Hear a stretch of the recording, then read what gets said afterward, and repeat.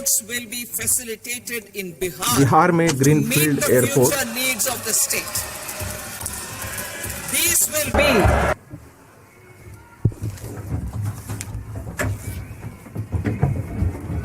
project in Mithilanchal.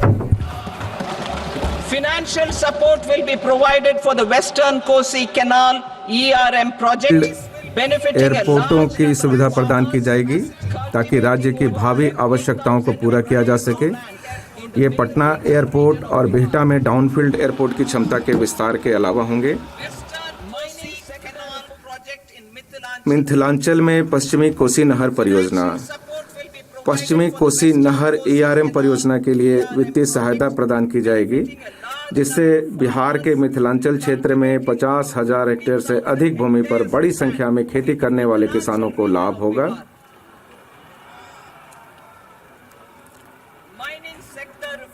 खनन क्षेत्र सुधार, सर्वोत्तम पद्धतियों के आदान प्रदान और राज्य खनन सूचकांक की संस्थापना के माध्यम से लघु खनिजों सहित खनन क्षेत्र में सुधार किए जाएंगे। अवशिष्ट पदार्थों से महत्वपूर्ण खनिज प्राप्त करने के लिए एक नीति तैयार की जाएगी।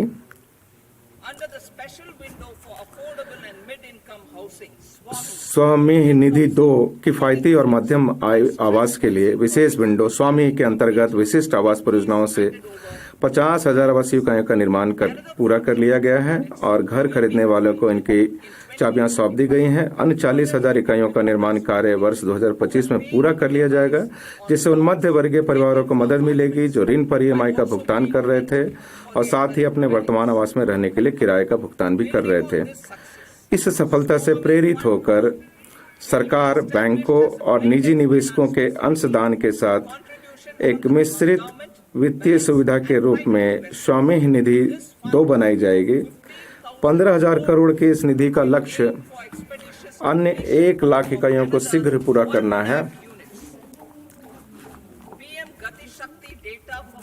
निजी क्षेत्र के लिए गति शक्ति डाटा PPP को आगे बढ़ाने और परियोजना की रूपरेखा तैयार करने में निजी क्षेत्र की सहायता करने के लिए PM गति शक्ति पोर्टल से संगत डाटा और मानचित्र प्राप्त करने की सुविधा प्रदान की जाएगी।